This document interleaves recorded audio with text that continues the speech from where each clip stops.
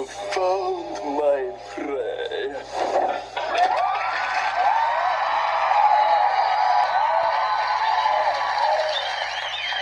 Gary Coleman, you better stop.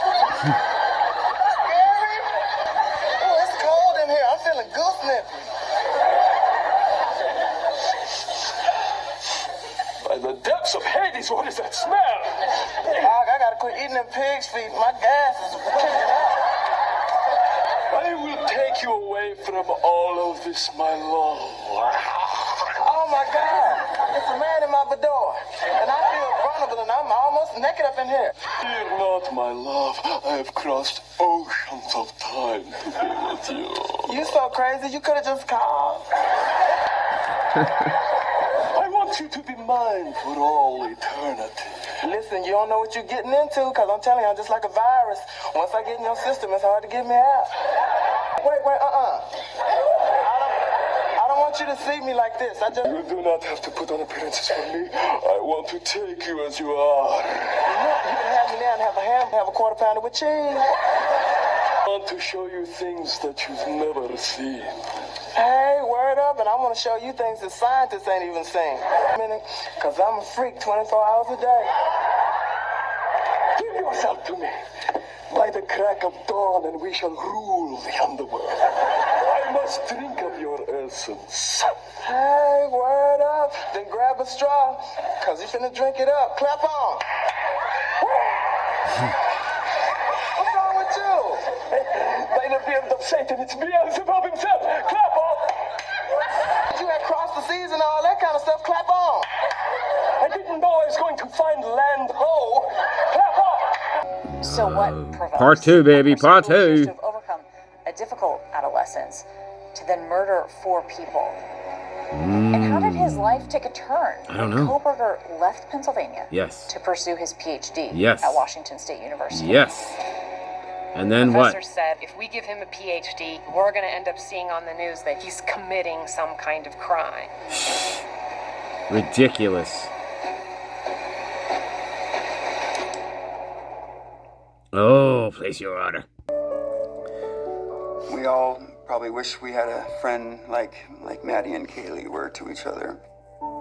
In August of 2022, 5 young women, including Kaylee Gonzalez and Madison Mogan, all move into a house together. It's just off campus, right here on King Road. 5 young women. Kaylee and Maddie met in 6th grade, and they were always at Who's each a other's fifth? house or at Kaylee's sister's house. They were more than best friends. They were even more than sisters. Oh, yeah, They we know, were we know. absolutely each other's everything through thick and thin. So that's Duh. Maddie at Christmas when she was just little. Oh, that's She looked so excited. Maddie May, we called her. That's She was Maddie's. our first and only child that we ever had. That's Maddie's father, and then Maddie has stepfather. Remember this guy? He spoke at the the father spoke at the victim impact hearing or the sentencing hearing. He also had substance problems, and yeah. So there you go. Well, we already know that. Just saying. And she was such a happy baby, just super easy and fun and smart, and was just the joy of all of our lives. Looks clean there. Maddie's dad, Ben, It's over. and her mom, Karen, divorced when Maddie was really little. Karen then married Scott Laramie, who raised and loved Maddie as his own. And together they appear in the Prime Video docuseries One Night in Idaho, The College Murders. Yeah, which this is Karen's mini-me. which is kind of completely ripped from, it seems. I don't know. Alike, and they acted alike and everything. For a long time, she just called me Scotty, you know. And then when she got older, it just made me feel so proud to be called Dad. I was a very young mother. I was 22. So I was always so protective of Madison, Yeah, we know. this beautiful, peaceful little girl. We know. I'd never let Maddie cry. Like, never. This is from the Amazon Prime. We already seen this. Kaylee Oh no. is the daughter of Steve and Christy Gonzalez. She's the middle child of 5. Now we got 1, 2, 3, 4, 5.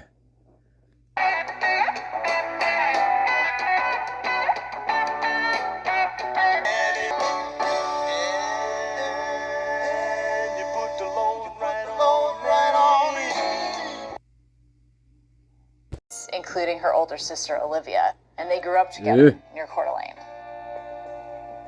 I remember the day Kaylee was born. I was about 4.5 years older than Kaylee. Oh, what happened? Oh, it just mutes. It mutes randomly. You wouldn't see Kaylee without Madison. You wouldn't see Madison without Kaylee. My name is Donna Staub. I'm an English teacher at Lake City High School, and I had Kaylee and Madison in an English class when they were juniors in 2017. So it was probably my second class of the day, if I remember correctly. And these two girls walked in just talking and laughing, life of the party. Her mom made it a point too. She was like, I just want her to have one friend that she can depend on. I don't care about her being super popular. She's just, if this could be the friend, and it just worked out that way. So the mutton action, baby. Like, we're gonna go to college together. During high school, they mentioned it early on. They were going to go off to college together. That was their plan. Living near Coeur d'Alene, Idaho, they were just about 85 miles or so from the University of Idaho campus. It was not until 2022 that Kaylee and Maddie lived together. They moved into that house on King Road with their friends. Kaylee and Maddie were always at each other's houses, but this was the first time they'd really gotten to live together and be roommates for real. That was definitely just a house where we all got to hang out and feel welcome. And, you know, we would have parties. Everyone who lived there just liked to have a good time. No so shit. They'd always invite people over. That usually turned into some sort of social gathering, maybe a party. I mean, it was always people that... Don't laugh. Don't laugh.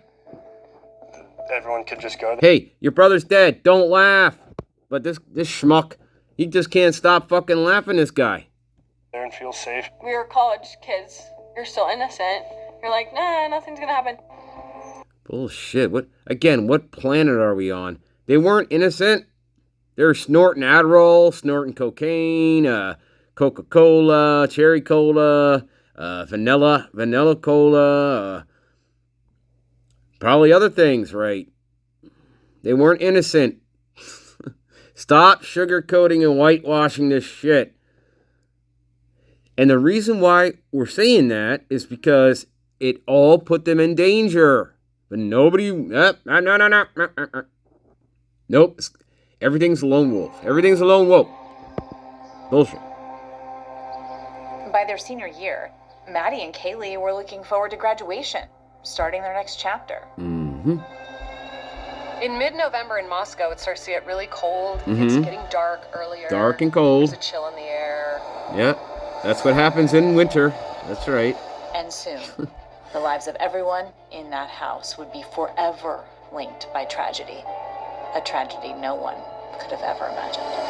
Once the cops showed up and the ambulance arrived, we all were, where's Kaylee and Maddie? Where's Kaylee and Maddie? We were calling them, we were texting them, we were, no answers. Did you ask Dylan and Bethany what was going on?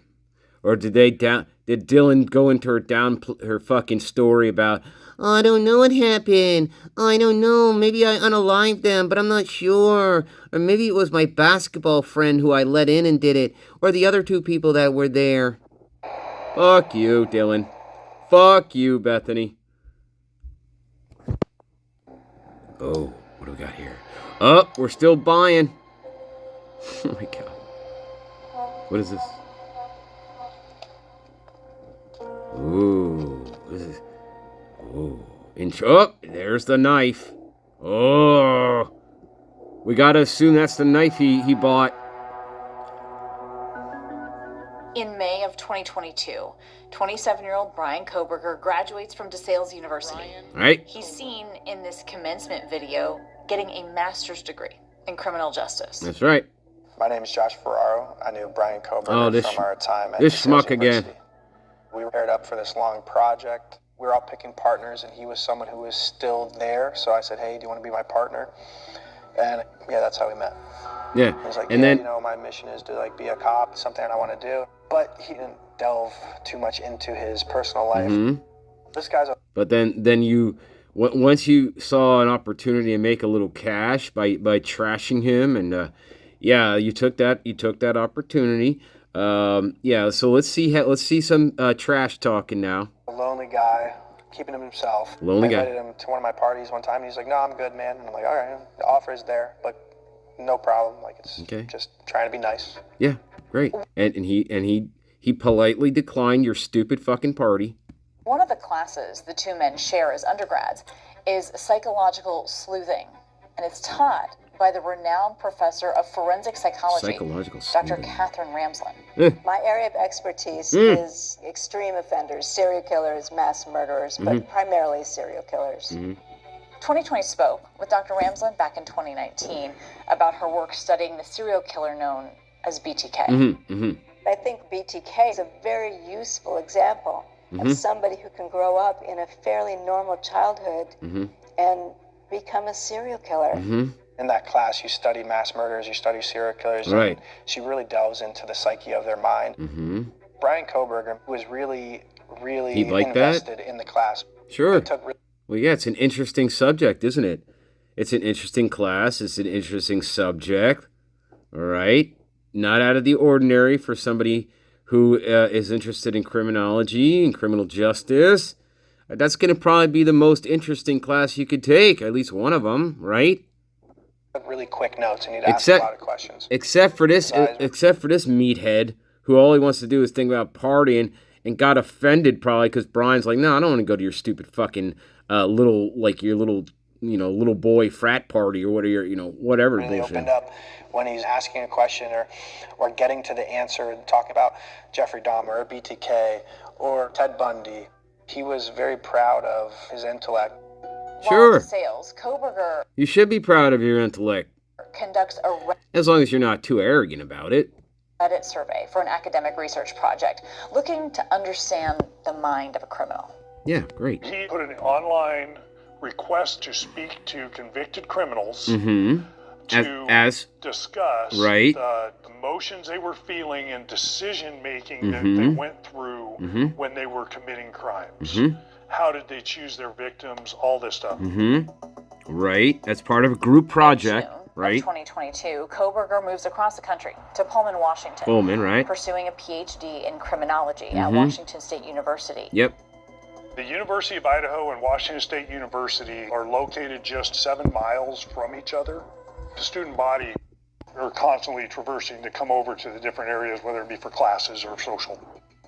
There's definitely a crossover with the two universities. We're all one big community. At 27 years old, Koberger has never lived on his own before, and he moves across the country and lives here in this off-campus apartment complex.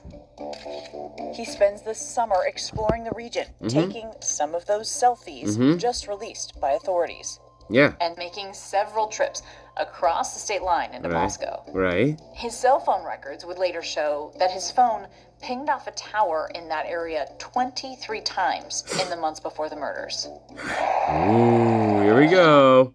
The same old recycled bullshit. By the way, one tower. One tower. And we already know about the towers. Yeah. And what was the radius of that one tower? Okay. Why don't they triangulate? No, not Moscow Police Department. No. They use one tower to try to say that, because it pinged off this one tower. He was by the house 23 fucking times. But they fail to tell you the radius of the tower, and they fail to tell you why they didn't use 3 towers to triangulate his position, because they know if they did that, well, it would show that he wasn't by the house. Okay. Even gets yeah. One night in August. Hey there. I stopped you going a little fast. He's accused of speeding on the Pullman-Moscow highway. Yeah. Were you wearing your seatbelt when I stopped you? No, asshole, I wasn't. No. Yeah, I was, asshole. That's no good. Just being honest with you. Yeah, I appreciate that. You guys are... There's absolutely no point not being honest. After the officer tells Koberger he's getting a $10 seatbelt citation, Koberger has some questions for the officer. I'm obviously an honest person, right? I told you I wasn't wearing my seatbelt. When people lie to you about that, say I lied to you about that, right? Just for my own knowledge. You honestly go back and look at that. Koberger accepting the citation. All right, have a good night. Tell me what the internship was that Brian Koberger applied for. So it was actually part of WSU's criminal justice PhD program, where the student would be embedded in the police department to conduct research. Yeah, this was just awkward. I do feel this was a mistake on Brian's part to put himself on the radar. I mean, I'm saying, you know, I just feel it was a mistake that he applied for an internship there. Big mistake, in my opinion. Because when we're trying to construct another lone wolf here, you know, they already had him. They had his name. This asshole knew who he was. You know. So, I just think that was a big mistake. Yeah. So when they couldn't get to now, this is mud. This is the mud. You know, Kopaka, right? Supposed to be the original fall guy, right? But then when they took him out, they had to find somebody else. They couldn't go after the 35 stronger potential suspects. No, they didn't pursue any of that, right? No, of course we know that. Like all the Little G, Jack Showalter, Jack DeCore, and trust with my staff. Didn't really speak in Loach, the other David, a fluid conversational manner. And so Hunter Johnson, I think he'd be a good fit for us. Who's actually in the house with a knife. Get a position as a teaching assistant at the Dylan, university, which helps pay for his tuition. The Hobbit. He was the TA for my criminal justice 420 class, which was criminal procedures. Oh, you look. He was a little bit more strict. Yeah. With his grading. He gave several comments of feedback. Yeah. You know, like saying, "Oh, well, this is." And did you cry like a baby when he gave you a C and you thought you should get an A? A little bit too broad. This is not descriptive enough. Stuff like that. Brian Koberger was pretty quiet. He didn't really talk too much. He kind of didn't really look at us directly, and he just seemed really kind of awkward.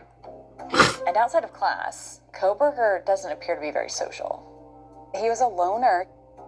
Jared and Heather Barnhart analyzed Koberger's digital life, including his cell phone and computer records for investigators. He had 18 total contacts in his phone. One person was labeled as maintenance, and another was AT&T. There were no texts to friends. It was just his parents. He called them mother and father, even through text message. He would say, "Mother, where is father? Why isn't father answering me?" And she would respond, "Your dad is in the garage, Brian. He's working." It was all mother and father, hours of talking, text messaging. And we found all those selfies. Like very much staged selfies, trying to catch himself in a certain manner. It's not weird that he was taking selfies. The weird part is that he never did something with it. He didn't take a selfie to send it to someone else. As the semester progresses, instructors at So what? WSU start to raise concerns So did all the girls in the house. That's all they did all day was take fucking selfies, and glorify their egos. about Koberger's conduct in the program. Koberger started to get a really bad reputation on campus. Sometime in November, I remember the professor saying, "Hi, so I'm switching some of my TAs." He didn't get any more in depth. He didn't seem to respect female professors, was showing up late to class, having some weird social problems where like he would block doorways when students were trying to talk to him. They felt uncomfortable around him. They felt that he would try to, at times, trap them. And there were lots of allegations that he was bothering girls, and this is especially problematic when there's a power dynamic.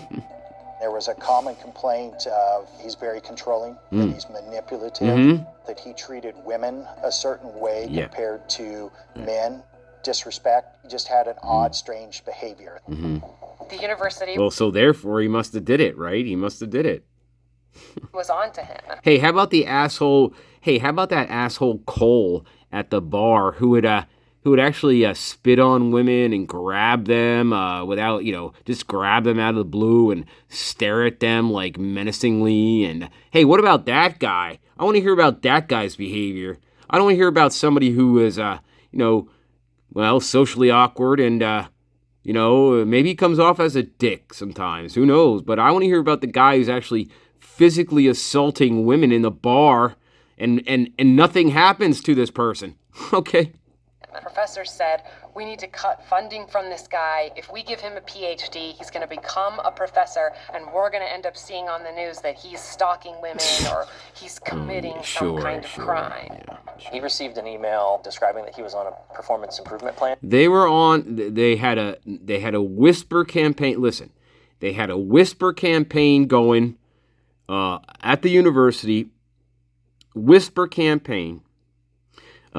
Started by a bunch of females who got their feelings hurt, okay, because they didn't like the way they were arguing, or he was arguing with them, and so they got together, and they started complaining because they got their feelings hurt, okay, because they're fragile, and and so this big whisper campaign started, right, and all that shit now started to go on his record.